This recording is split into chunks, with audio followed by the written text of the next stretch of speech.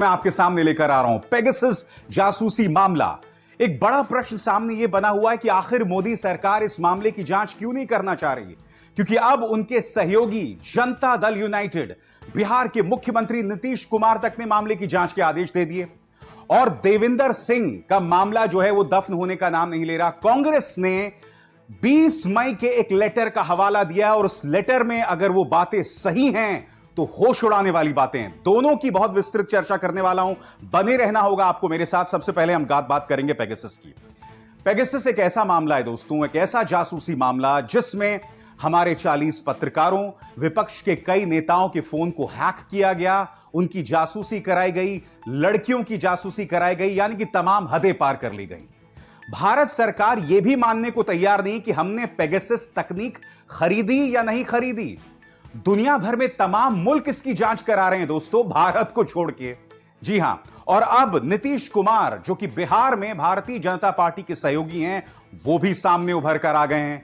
वो भी कह रहे हैं कि भाई इस मामले की जांच होनी चाहिए। क्या कहा नीतीश कुमार ने, पहले आप सुनिए।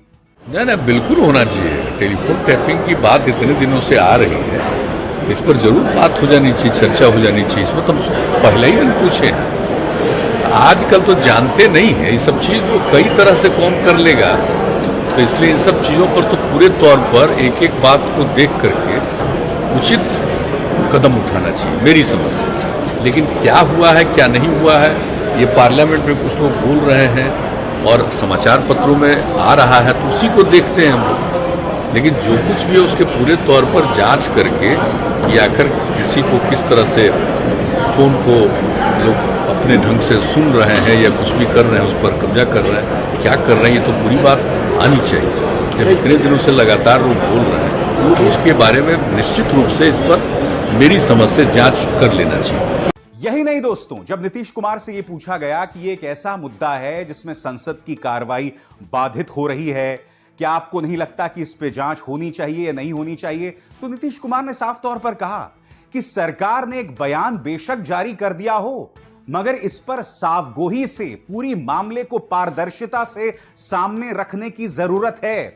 क्या कहा नीतीश कुमार ने, सुनिए। तो खैर देखिए, पार्लियामेंट के अंदर की बात है जी, लेकिन जहां तक सवाल है इसके बारे में कुछ जवाब तो दिया गया है ना सरकार की तरफ से जी। तो जब जवाब दिया गया है तो उसके बाद फिर क्या मामला है, ये बात तो हम लोगों को पूरे तौर पर तो जानकारी नहीं है। ये बात जो आ रही वही ना जान रहे हैं कि विवाद बना हुआ है। लेकिन हम लोगों को भी तो लगता है कि किस तरह से किसी को इस तरह से उसकी की बात को जब्त करने की कोशिश नहीं करनी चाहिए जा रही है, लेकिन सरकार जांच के लिए तैयार नहीं है। सरकार इस इशू को इनकार कर रही है कि ऐसा कोई घटना हुआ है या कुछ जांच की जरूरत है। सरकार लगातार इस बात को कर रही है। लेकिन सरकार कह रही है तो अगर लोगों को कोई मालूम है तो उस बात को रखना चाहिए। हम तो यही चाहेंगे।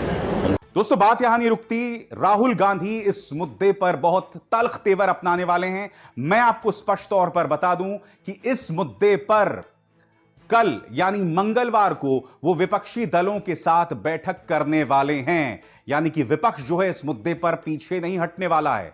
बड़ा प्रश्न कि आखिर मोदी सरकार कब पसीजेगी, कब मानेगी कि अपने ही देश के नागरिकों की फोन की हैकिंग करना गलत है। दिक्कत क्या, मैं आपको बताता हूं दोस्तों कि अगर मोदी सरकार इस जांच को तैयार हो जाती है तो, और अगर हम इस जांच के नतीजों तक पहुंचते हैं जहां यह प्रमाणित हो जाता है कि भारत की सरकार या भारत की कोई एजेंसी हमारे पत्रकारों के फोन हैक करा रही थी, विपक्ष के नेताओं के फोन हैक करा रही थी, तो इससे बड़ा गैर कानूनी काम कोई नहीं है। आईटी एक्ट के सेक्शन 43 साफ तौर पर कहता है दोस्तों, क्या कहता है कि आप किसी का फोन हैक नहीं करा सकते, किसी के कंप्यूटर में आप इस तरह से जो है परिवर्तन नहीं कर सकते, संशोधन नहीं कर सकते। इसलिए सरकार इस मामले से डर रही है। यही नहीं दोस्तों, दूसरी बड़ी खबर जो सामने उभर कर आ रही है वो ये कि वो शख्स देविंदर सिंह जो आज से कुछ महीनों पहले, करीब 1.5 साल पहले 2 आतंकवादियों के साथ पकड़ा गया था दोस्तों, और जब पुलिस ने उसे पकड़ा था तब इसने कहा था कि यह बड़ा खेल है, इसे मत बिगाड़िए। उसको लेकर एक लेटर सामने उभर कर आया। यह 20 मई का लेटर है दोस्तों, और इस लेटर में जो लिखा गया है वो होश उड़ा देने वाली बात है। मैं स्पष्ट कर दूं, यह 20 मई का लेटर है और इस लेटर में यह साफ तौर पर लिखा हुआ है कि इस मामले की जांच कराने की बिल्कुल भी जरूरत नहीं है। यह लेटर क्या कह रहा है मैं आगे आपको बताऊंगा, मगर आज मैं इसकी चर्चा इसलिए कर रहा हूं क्योंकि टेलीग्राफ की इस खबर के मुताबिक कांग्रेस ने इस मुद्दे को फिर से उठाया है। स्क्रीन पर आप देख सकते हैं रणदीप सुरजेवाला जो कि कांग्रेस के प्रवक्ता हैं, उन्होंने इस मुद्दे को फिर उठाया है। उन्होंने साफ तौर पर कहा है कि आखिर मोदी सरकार किस बात से डर रही है। जिस आदमी पर आतंकवाद के एक तरह से आरोप है, मोदी सरकार उस बात की जांच क्यों नहीं करवा रही है, क्यों उससे हट रही है? क्योंकि हमें नहीं भूलना चाहिए दोस्तों, देवांगना कलिता, नताशा नरवाल, उमर खालिद, आसिफ इकबाल तन्हा, सिद्दीक कप्पन, इनमें से कुछ एक्टिविस्ट थे और एक पत्रकार था। इनके ऊपर तक आतंकवाद की धाराएं लगा दी गईं। इनमें सिर्फ 3 को बेल मिली है दोस्तों, सिद्दीक कप्पन, उमर खालिद, ये अब भी जेल में सड़ रहे हैं। और इनका गुनाह सिर्फ इतना था कि इन लोगों ने सरकार से सवाल करने में सरकार से सिर्फ सवाल किया था। दोस्तों ये मुद्दा क्या है, वो लेटर क्या कहता है, आइए उसका रुख करते हैं। मैं आपको बतलाना चाहता हूं दोस्तों लेफ्टिनेंट गवर्नर का फरमान क्या कहता है। आपके स्क्रीन पर यह पूरा लेटर देखिए दोस्तों। अब मैं जूम इन करना चाहूंगा उस हिस्से को जहां यह लिखा हुआ है कि जांच की जरूरत नहीं है। क्या कहता है यह हिस्सा, देखिए।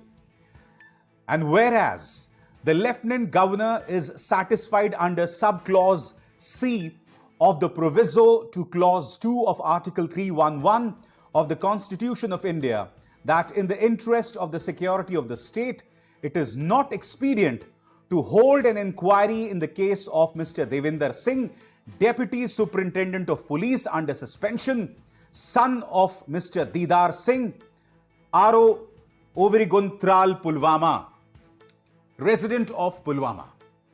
कोई जरूरत नहीं जांच की, ये कोई और नहीं बल्कि लेफ्टिनेंट गवर्नर कह रहे हैं। और लेफ्टिनेंट गवर्नर किसके नुमाइंदे हैं? मोदी सरकार के नुमाइंदे हैं।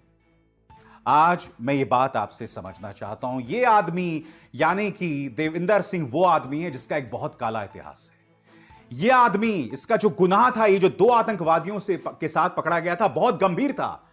क्योंकि उस वक्त की पुलिस ने कहा था कि हम देविंदर सिंह को एक आतंकवादी मान रहे हैं, और अब आप इसे सिर्फ सर्विस से डिसमिस कर रहे हैं। मोदी सरकार के अंदर कौन है भाई जो देविंदर सिंह को बचाना चाहता है? दोस्तों आज से कई महीने पहले, 1 साल से ऊपर, मैंने एक शो किया था। मैं उसकी आपको झलक दिखाना चाहता हूं क्योंकि मैंने तो आज से कई महीनों पहले यह मुद्दा आपके सामने उठाया था। तब इस मुद्दा उठाने पर आप में से मेरे कई श्रोताओं ने मुझे देशद्रोही कहा था। समझिए मेरे उस शो के इस छोटे से हिस्से से और जानिए कि देविंदर सिंह का गुनाह कितना गंभीर था। सबसे पहले जानिए उसके साथ कौन कौन से आतंकवादी पकड़े गए थे। देखिए, देविंदर सिंह, जम्मू कश्मीर पुलिस में डीएसपी देविंदर सिंह। और क्या आप जानते हैं कि उसे जम्मू कश्मीर पुलिस ने गिरफ्तार किया है? और यह गिरफ्तारी आम नहीं थी क्योंकि उसके साथ 3 अन्य लोग भी गिरफ्तार हुए हैं। सबसे पहला शख्स जो उसके साथ गिरफ्तार हुआ है उसका नाम है नवीद मुश्ताक। दूसरा शख्स जो उसके साथ गिरफ्तार हुआ है उसका नाम है रफी रादर। यह बटपुरा शोपियां का नागरिक है और साथ ही पिछले साल ही आतंकवादी बना था। साथ ही इरफान शफी एक एडवोकेट है और डियारू शोपिया का निवासी है। आखिर एक पुलिस वाला आतंकवादियों के साथ क्या कर रहा था? अगर आप यह जानना चाहते हैं कि देविंदर सिंह कितना प्रभावशाली था, तो मैं आपको यह तस्वीर दिखाना चाहता हूं देविंदर सिंह की। 2 अक्टूबर की यह तस्वीर। इस तस्वीर में आप देख सकते हैं उन तमाम विदेशी ऑनवॉयज को, डिप्लोमैट्स को, जो धारा 370 हटाए जाने के बाद कश्मीर पहुंचे थे वहां की जमीनी हकीकत जानने के लिए। अगर आप इस फोटो को जूम इन करें तो इसमें आपको देविंदर सिंह दिखाई देगा। बात यहां नहीं रुकती, अब आप इस तस्वीर पर गौर कीजिए। यहां पर देविंदर सिंह महेंद्र सिंह धोनी के साथ दिखाई दे रहे हैं। जी हां, यह शख्स, इसकी पैठ यहां तक थी। अगर बात यहां तक रुक जाती तो ठीक था, मगर क्या आप जानते हैं कि पिछले साल 15 अगस्त को इसे वीरता के लिए प्रेसिडेंट्स मेडल मिला था। यह शख्स एंटी टेरर ऑपरेशन और एंटी हाईजैकिंग ऑपरेशंस में शामिल था। मगर यह 2 आतंकवादियों के साथ आखिर कर क्या रहा था? और खासकर इस बात की पृष्ठभूमि में कि यह गाड़ी जो है वो कुछ खबरों के मुताबिक दिल्ली का रुख कर रही थी। और आप सब जानते हैं कि दिल्ली में इस वक्त क्या हो रहा है। इसकी बात हम कुछ देर बाद करेंगे, लेकिन पहले मैं आपको बताना चाहूंगा कि जो आतंकवादी इसके साथ गिरफ्तार हुआ है उसके अपने गुनाहों की फहरिस्त क्या है। यह शख्स जिसका नाम है नवीद, इस तारीख पर गौर कीजिए, 29 अक्टूबर 2019, 5 श्रमिकों को, 5 लेबरर्स को जो कि पश्चिम बंगाल से हैं, उन्हें मौत के घाट उतार दिया जाता है। इसका मास्टरमाइंड था नवीद मुश्ताक, वो शख्स जो गिरफ्तार हुआ है डीएसपी देविंदर सिंह के साथ। और क्या आप जानते हैं, जब ये लोग गिरफ्तार हुए थे तो इनकी गाड़ी में AK-47 और हैंड ग्रेनेड्स भी थे। ये तमाम असला दिल्ली का रुख कर रहा था। मैं आपको बताना चाहूंगा कि ये जो कारवां दिल्ली का रुख कर रहा था वो कितना महत्वपूर्ण है, क्योंकि दिल्ली में इस वक्त 3 महत्वपूर्ण घटनाएं हो रही हैं। सबसे पहले 26 जनवरी 2020 को 26 जनवरी की परेड में प्रधानमंत्री नरेंद्र मोदी शामिल होंगे और राष्ट्रपति कोविंद इस परेड की सलामी लेंगे। दूसरा घटनाक्रम, शाहीन बाग की माओ ने मोर्चा लिया हुआ है नागरिकता बिल के खिलाफ और साथ ही प्रस्तावित NRC के खिलाफ। जेएनयू में भी घटनाक्रम जारी है। ऐसे हालात में ये 2 आतंकवादी डीएसपी के साथ दिल्ली क्यों जा रहे थे? जम्मू कश्मीर के आईजीपी विजय कुमार ने इस शख्स के कुछ और कारनामे बयां किए हैं। विजय कुमार के मुताबिक देविंदर सिंह के घर में 5 हैंड ग्रेनेड्स थे और साथ ही 3 AK-47 राइफल्स। वो ये भी कह रहे हैं कि उसे एक आतंकवादी की तरह ट्रीट किया जाएगा। मगर मैं आपसे पूछना चाहता हूं कि एक शख्स जिसके इतिहास में ढेरों इस तरह के विवाद हों, क्या उसे इतनी आसानी से राष्ट्रपति का वीरता मेडल मिल जाता है? यह ना भूलें कि इसकी पोस्टिंग श्रीनगर एयरपोर्ट में थी। ऐसा पुलिस ऑफिसर इंटेलिजेंस ब्यूरो को रिपोर्ट करता है, होम मिनिस्ट्री को रिपोर्ट करता है, पुलिस को रिपोर्ट करता है। लिहाजा इसकी जो पोस्टिंग है वो बहुत ही संवेदनशील है। ये इन 2 आतंकवादियों के साथ क्या कर रहा था? और दोस्तों, बात यहां नहीं रुकती। कांग्रेस ने बाकायदा इस मुद्दे को उठाया था और अधीर रंजन चौधरी, ये शख्स अधीर रंजन चौधरी जो कि लोकसभा में कांग्रेस के नेता हैं, उन्होंने कहा था देविंदर सिंह पुलवामा का रहने वाला है। उन्होंने यह भी सवाल उठाया था कि पुलवामा में जो हमला हुआ था जिसमें हमारे 40 जवान शहीद हो गए थे और उनकी शहादत पर सवार होकर भारतीय जनता पार्टी को 2019 के लोकसभा चुनावों में जीत मिली थी, तो कांग्रेस ने सवाल उठाया था कि भाई देविंदर सिंह पुलवामा में था तो इस मामले की जांच क्यों ना हो? आपके स्क्रीन पर जम्मू कश्मीर पुलिस इसकी जांच शुरू करती है और जांच के बाद उनका यह निष्कर्ष निकलता है जो मैं आपको पढ़ के सुनाने वाला हूं। Devinder Singh was moved out of Pulwama 2 months before attack. यानी कि हमले से सिर्फ 2 महीने पहले देविंदर सिंह को पुलवामा से हटा दिया गया। मैंने अभी अभी आपको पूरी तस्वीर बताई इस आदमी की। मैंने आपको बताया इस आदमी ने किस कदर ये 2 आतंकवादियों के साथ पकड़ा गया था। ये भी कह रहा था कि बहुत बड़ा खेल है साहब, इसे मत बिगाड़ो। और आप यहां देख रहे हैं पुलवामा में ये था और पुलवामा अटैक से सिर्फ 2 महीने पहले इसे वहां से हटा दिया गया। देविंदर सिंह ने पुलवामा में ऐसी कौन सी जमीन तैयार की थी भाई कि पुलवामा हमले के 2 महीने पहले इसे हटा दिया गया। आज मैं बहुत ही सभ्य अंदाज में आपसे सवाल पूछ रहा हूं कि ये जो तमाम सवालात मैं आपको बाकायदा तथ्यों के साथ उठा रहा हूं, ये सवाल पूछे जाने चाहिए या नहीं पूछे जाने चाहिए? कौन है जो देविंदर सिंह को बचा रहा है भाई? दोस्तों, उसी शो में मैंने आपको बताया था कि देविंदर सिंह का इतिहास अभी का नहीं है। 2001 में जब हमारी पार्लियामेंट पर हमला हुआ था, उसके तार भी देविंदर सिंह के साथ जुड़े हुए थे। देविंदर सिंह पर यह आरोप था कि उसने एक आतंकवादी को कश्मीर से पहुंचाया दिल्ली और उसी आतंकवादी ने हमला किया था हमारी संसद पर। यह मेरे शब्द नहीं है दोस्तों। अब आप देखिए मेरे उसी कार्यक्रम का एक और हिस्सा, देविंदर सिंह का काला इतिहास। देखिए 13 दिसंबर 2001, ये तस्वीरें याद हैं आपको? संसद भवन पर हमला हुआ था और इसमें अफजल गुरु को फांसी की सजा दे दी गई थी। अफजल गुरु का जो वकील था सुशील कुमार, उन्होंने एक चिट्ठी जारी की थी जो इस वक्त आपके स्क्रीन पर था और इस चिट्ठी में उन्होंने कुछ अहम बातें कही थी। उन्होंने कहा था कि देविंदर सिंह से उनकी मुलाकात साल 2000 में होती है। तब देविंदर सिंह और उनके साथी शांति सिंह ने हमहमा STF कैंप में उसे टॉर्चर किया था। इस खत में वो क्या लिखते हैं मैं आपको बताता हूं। एक दिन मुझे अल्ताफ देविंदर सिंह डीएसपी यानी डीएस के पास ले गया। डीएस ने कहा कि उसके लिए एक काम है। उसने कहा कि तुम्हें एक आदमी को दिल्ली ले जाना है और उसके लिए किराए का मकान ढूंढना है। जिस शख्स के लिए मकान ढूंढना था वो कश्मीरी नहीं बाहरी व्यक्ति था। उसका नाम मोहम्मद था। मैं देविंदर के सामने मजबूर था। मैं मोहम्मद को दिल्ली ले गया। अगले दिन उस शख्स ने कहा कि मुझे एक कार चाहिए। हम करोल बाग गए, हमने कार खरीदी। दिल्ली में इस शख्स ने मुझे कई और लोगों से मिलवाया और अक्सर देविंदर सिंह से वो फोन पर बात करता था। 13 दिसंबर को संसद में हुए हमले में मोहम्मद का हाथ था और उसे संसद के परिसर में ही गोली मार दी गई थी। दिलचस्प बात यह कि अफजल गुरु को फांसी दे दी गई, मगर अफजल गुरु और देविंदर सिंह के बीच में क्या लिंक था, इस बात की कभी जांच नहीं हुई। देखिए दोस्तों, एक बात मैं स्पष्ट कर दूं, अफजल गुरु एक आतंकवादी था। उसके साथ कोई हमदर्दी नहीं है मेरी। मैं ये सवाल कर रहा हूं कि देविंदर सिंह, जिसके ताल्लुकात लगातार आतंकवादियों से दिखते हैं, चाहे 2001 हो चाहे 2019 हो, इसे श्रीनगर एयरपोर्ट जैसी सेंसिटिव पोस्टिंग कैसे मिल सकती है? क्या आपको इस सवाल नहीं पूछना चाहिए? क्योंकि इस देश की जनता ने सवाल पूछने बंद कर दिए अपने सरकार से, और यह अपने आप में हैरत की बात है। क्योंकि आज से करीब 1 साल पहले पुलवामा में हमला होता है, हमारे 40 जवान शहीद हो जाते हैं। क्विंट की एक रिपोर्ट सामने आती है जिस वक्त, जो आपके स्क्रीन पर है, और यह रिपोर्ट यह दावा करती है कि सीआरपीएफ लगातार होम मिनिस्ट्री से यह कह रहा था जनवरी और फरवरी में कि आप हमें एयर ट्रांसफर करवाएं, हमें जमीन से ना भेजें, क्योंकि सुरक्षा को लेकर कई इश्यूज हैं। यही नहीं, उनके पास बख्तरबंद गाड़ियां नहीं थी, बुलेट प्रूफ व्हीकल्स नहीं थी।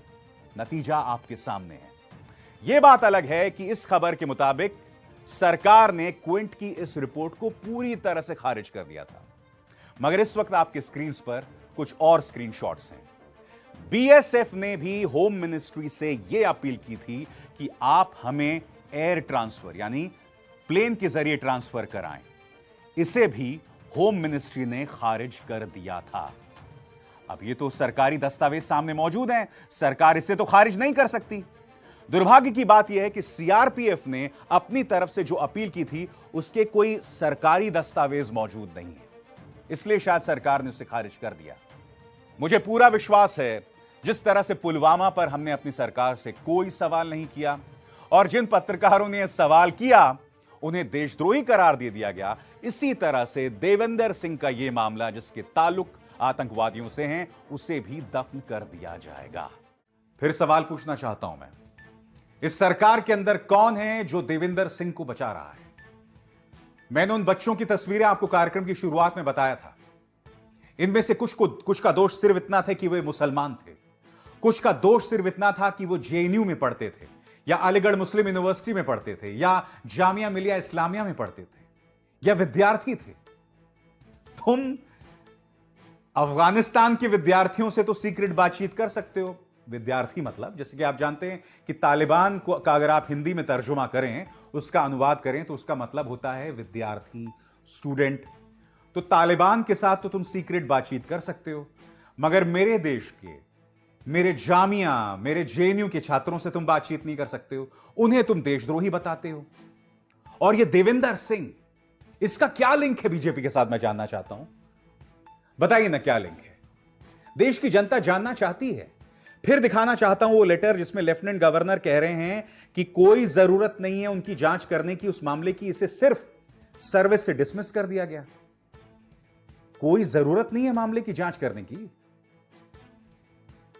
दोस्तों, राष्ट्रवाद के नाम पर, देशभक्ति के नाम पर इस देश की जनता को भारतीय जनता पार्टी ने इतना मूर्ख बनाने का काम किया है जिसकी कोई हद नहीं है। दोस्तों, आज की तारीख में भारतीय जनता पार्टी ने देशभक्ति को ना मजाक बनाकर रख दिया है।